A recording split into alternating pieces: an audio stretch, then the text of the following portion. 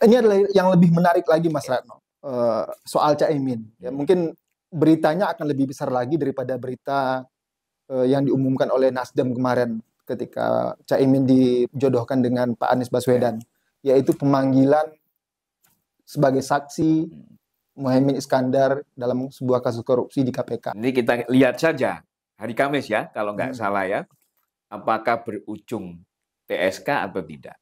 Nah, nanti akan kita lebih kaya analisisnya ketika misalkan tidak berujung tersangka.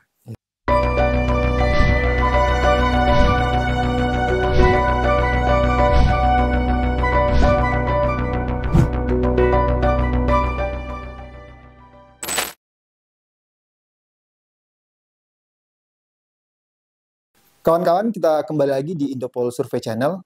Kali ini kita akan membahas tentang fenomena baru dalam dunia politik kita. Bersama saya di sini, De Febrian. Saya Ratno Sulistianto.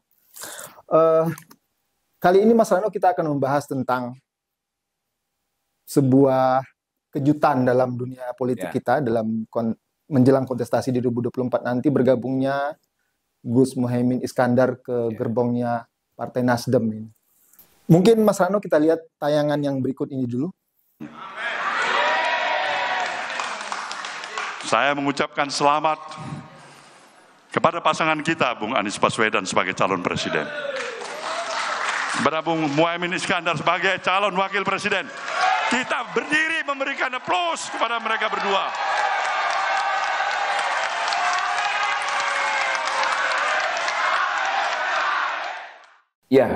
Ya tentunya kalau dilihat dari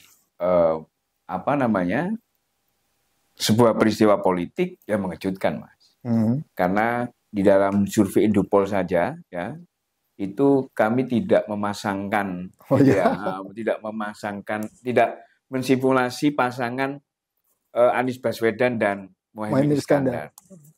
Banyak faktor sebetulnya, mulai dari chemistry-nya, kemudian perdebatan ideologi lah bahasanya ya. Kalau dari temuan Indopol itu kira-kira warga NU itu memang hampir tidak berpandangan negatif terhadap Mas Anies ini gitu ya. Bahkan di dalam survei khusus Jawa Timur, Mas Anies ini kan dianggap Wahabi, Mas.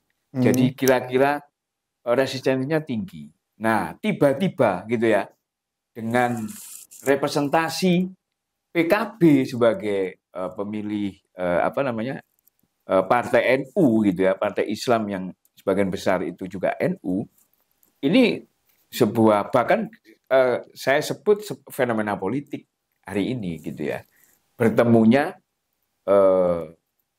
pasangan Anies Baswedan dengan Muhaimin Iskandar. Dua kutub politik yang sangat berbeda sebenarnya. Betul, bahkan seperti yang disampaikan si Surya Paloh misalkan, bahwa ini sudah tidak akan ada lagi cebong dan kampret. Kira-kira kalau kemarin mungkin anggapannya memang sebagian besar representasi cebong dan kampret itu warga NU dan sebagian yang bukan NU, kira-kira begitu. Artinya fenomena ini mencoba menyatukan dua political base yang berbeda. Betul. Tetapi begini, sebenarnya pertimbangannya adalah tetap di pertimbangan elektoral ya. Kenapa? Anies Baswedan ini kan basis pemilihnya di Jawa Timur dan Jawa Tengah itu kan sangat minim sekali. Di dalam survei kami di Jawa Timur itu hanya 12%. Ya. Kemudian di Jawa Tengah itu bahkan sampai 6%. Meskipun ada yang di survei lembaga lain itu ada 8-9%. Artinya Nasdem dalam ini ketika membawa atau mengusung Anies sebagai capres, dia butuh basis pemilih di Jawa Timur dan Jawa Tengah. Beberapa komunikasi politik ya pasangan capres, pasangan cawapresnya Mas Anies ini kan dominasinya adalah tokoh NU. Jadi mulai komunikasi politik dengan Khofifah, dengan bahkan Mahfud MD begitu ya. Kemudian, nah hari ini terkonfirmasi bahwa ada sebuah potensi atau modal meraup suara besar di Jawa Timur dan Jawa Tengah itu adalah dengan menggandeng Gus Muhaimin, apalagi dapat partainya sekalian. Kalau Kofifa dengan Mahfud MD kan belum tentu. Kira-kira begitu. Ini menurut saya keputusan yang cukup cerdas bagi Nasdem. Kira-kira begitu. Saya mencoba membuat sebuah pertanyaan yang negatif ini, Mas Ratno. Yeah. Apakah tidak mungkin masing-masing base politik mereka ini tergerus karena secara politik mereka berdua ini sejak 2014 sampai sekarang itu berada pada kutub yang berbeda gitu. Jadi di kubu PKB akan tergerus karena permasalahan tadi, di kubu Pak Anies juga akan seperti itu gitu.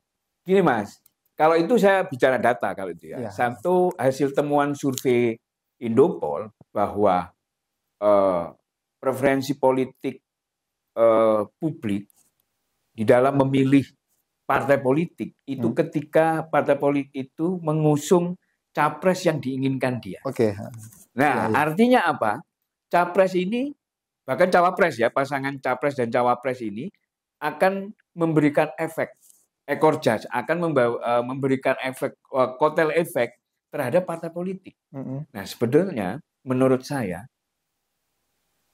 kenapa Nasdem milih PKB sebagai memilih Caimin gitu ya, atau mungkin Caimin mau dilamar Nasdem, itu persoalannya adalah persoalan bagaimana partai politik itu mendapat keuntungan dari pemilu presiden ini. Kira-kira dia akan memperkuat jumlah kursi di parlemen, baik itu Nasdem ataupun PKB. Kira-kira itu. Gini Mas Ratno, PKB itu walaupun tidak identik dengan NU, tapi kebanyakan di masyarakat kan berpikir PKB itu representasi dari NU, Nahdlatul Ulama begitu.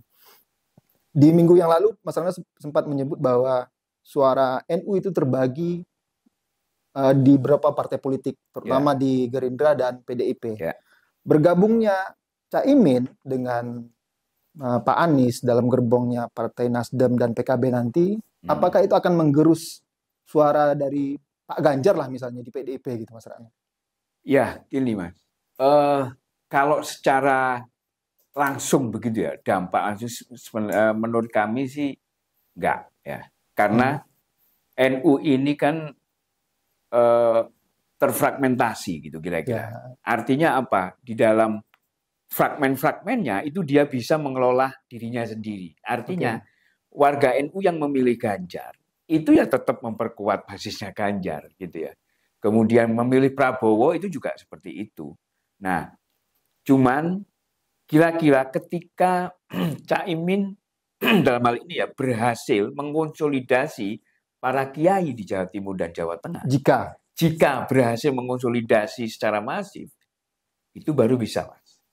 Tetapi kalau kemudian ini dibiarkan seperti hari ini misalkan, atau mungkin menyambung statementnya Ketua Umum PBNU misalkan, ya bahwa warga NU atau NU secara formal tidak berpolitik, ya saya pikir tetap dalam pilihannya masing-masing.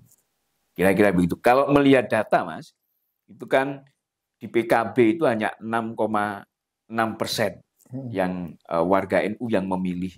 Bahkan PDIP itu 26,1%, kemudian Gerindra 23,7%.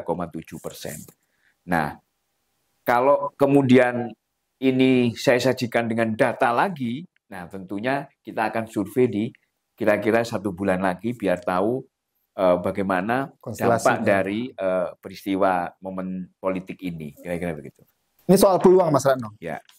Kita tahu sampai saat ini Pak Prabowo, Pak Ganjar masih terdepan lah. Ya. Pak Anies tercecer di peringkat ketiga dalam hampir seluruh lembaga survei. Ya. Kira-kira setelah bergabungnya Caimin ini akan ada perubahan konstelasi nggak? Saya menduga ada. Pertama saja kalau hitungan matematikanya gitu ya. Misalkan di data di 2019 ya perolehan suaranya, perolehan kursi aja itu ada Nasdem yang